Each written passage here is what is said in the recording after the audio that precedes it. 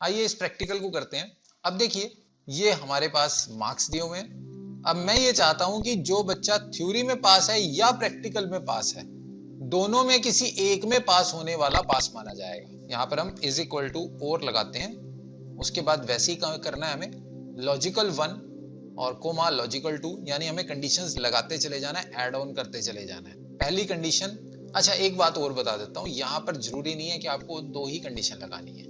And और में दोनों में आप एक से ज्यादा यानी बहुत सारी कंडीशंस लगा सकते हैं।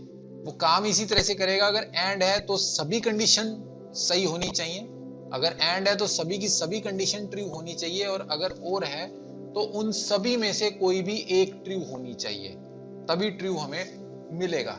एंड में अगर कोई एक कंडीशन भी फॉल्स है तो हमें फॉल्स मिलेगा, जबकि और में सभी कंडीशंस फॉल्स होने पर ही हमें फॉल्स मिलेगा, अदरवाइज ट्रू मिलेगा। तो यहां पर लॉजिकल 1 ये है मेरा, this should be greater than 59, comma logical 2 this should also be greater than 59। ये दो लॉजिकल मैंने लगा दिए। इस फॉर्मूला को मैं नीचे तक ड्रैग कर देता हूं। अब देखिए सिर्फ दो ही फॉल्स हैं, क्योंकि ये भी 60 से कम है, ये भी 60 से कम है, और यहां पर भी ये और ये 60 से कम है। इसके अलावा दोनों में से कोई एक तो 60 से ज्यादा है, तो हमारा काम बन जाता है।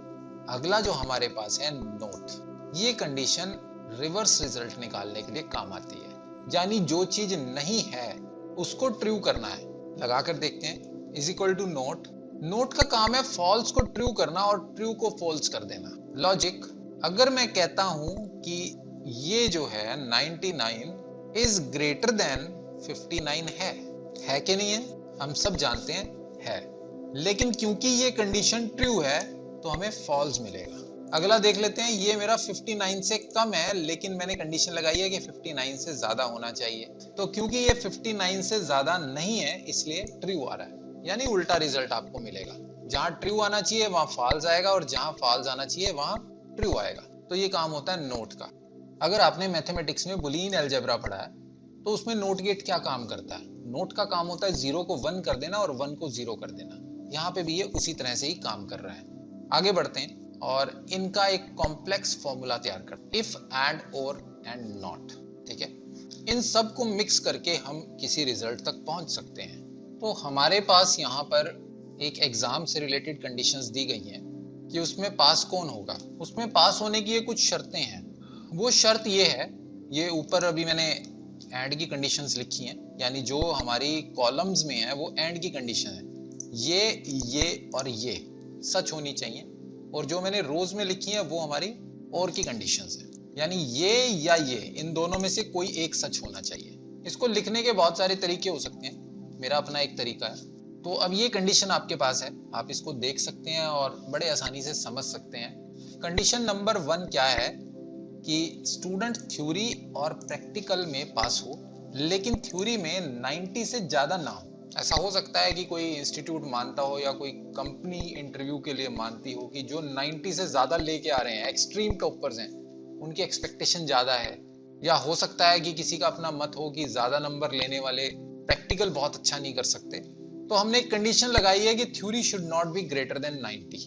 या तो थ्योरी एंड प्रैक्टिकल में पास हो या थ्योरी एंड वाइवा में पास हो, और दोनों ही केस में थ्योरी में मार्क्स 90 से ज्यादा ना हो। इस कंडीशन को दो तरीके से आप रिप्रेजेंट कर सकते हैं। पहला कि थ्योरी और प्रैक्टिकल में आपको मार्क्स लेने हैं, या थ्योरी और वाइवा में मार्क्स लेने हैं, यानी या तो इसको सच करना है या इसको सच करना है। दूसरा तरीका हो सकता है इसको रिप्रेजेंट करने का कि थ्योरी में तो लेने ही लेने हैं और प्रैक्टिकल या वाइवा में से किसी एक में लेने हैं। इसके अलावा ये तो मैंडेटरी कंडीशन है ही है। तो आइए दोनों ही तरीके से मैं आपको ये प्रॉब्लम्स करके दिखाऊंगा।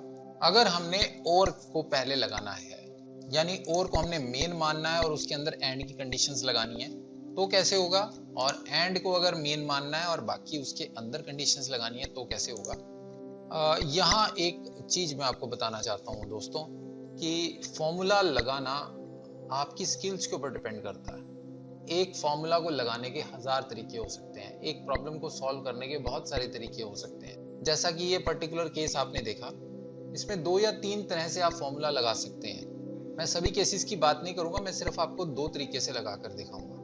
उसके बाद आप बहुत सारे तरीके खुद से बना सकते हैं, क्योंकि ये जो कंडीशंस होती हैं इफ एंड और इस तरह की जितने भी कंडीशंस हैं ये सारे आपकी अंडरस्टैंडिंग पर, आपकी स्किल्स के ऊपर डिपेंड करती हैं। अब जैसे ये नोट की कंडीशन है, मैं इसको बहुत तरीके से कर सकता हूँ। एक कर सकता हूँ मैं नोट लगा के ग्रेटर देन 90 को नोट के अंदर डाल दूं।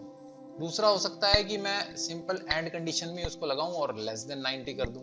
तो there are several ways of solving a single problem. तो अब ये हमारी प्रॉब्लम है और इसको हम पहले तरीके से करते हैं, इज इक्वल टू उसके बाद और ले लेते हैं, और के अंदर जो लॉजिकल वन है उसमें कंडीशन लगाते हैं। ये जो लॉजिकल वन है ना, इस लॉजिकल वन के अंदर ही मैं एक कंडीशन लगाता हूँ। मैं फंक्शन आर्गुमेंट वाली विंडो खोल लेता हूँ ताकि आपको दिखाना और समझाना आसान हो जाए। अब ये जो पहला लॉजिक है इसके अंदर मैं फिर से एक लॉजिक क्रिएट कर रहा हूँ, एंड इस एंड में पहली कंडीशन है कि थ्योरी एंड प्रैक्टिकल दोनों को आपको क्लियर करना है। सो theory should be greater than 59, comma practical should be greater than 59। अब चाहूं तो मैं इस थ्योरी नॉट ग्रेटर देन 90 वाले को भी इसी में इंक्लूड कर सकता हूं, और चाहूं तो मैं इसको अलग से भी ले सकता हूं। अभी फिलहाल के लिए मैं इसी में इंक्लूड कर रहा हूं। एक तीसरी कंडीशन और बना लेते हैं, इसमें मैं नोट की कंडीशन लगा रहा हूं, not theory should be greater then 90 से ज्यादा नहीं होनी चाहिए, 90 तक चलेगी। अब दो ब्रैकेट्स ओपन है तो दो मुझे क्लोज करनी है, ये ध्यान रहे। अभी देखिए इसका आंसर मुझे साथ के साथ यहाँ पर दिख रहा है false.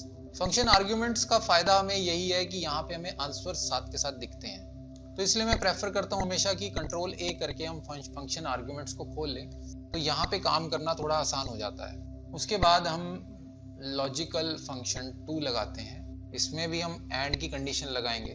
Condition number 1 B2 should be greater than 59, condition number 2 D2 should be greater than 59। पहले मैंने C2 लिया था यानी प्रैक्टिकल लिया था, अब मैं वाइवा ले रहा हूँ, कोमा नोट हम वैसा का वैसा फिर से लगा देंगे, not B2 should not be greater than 90।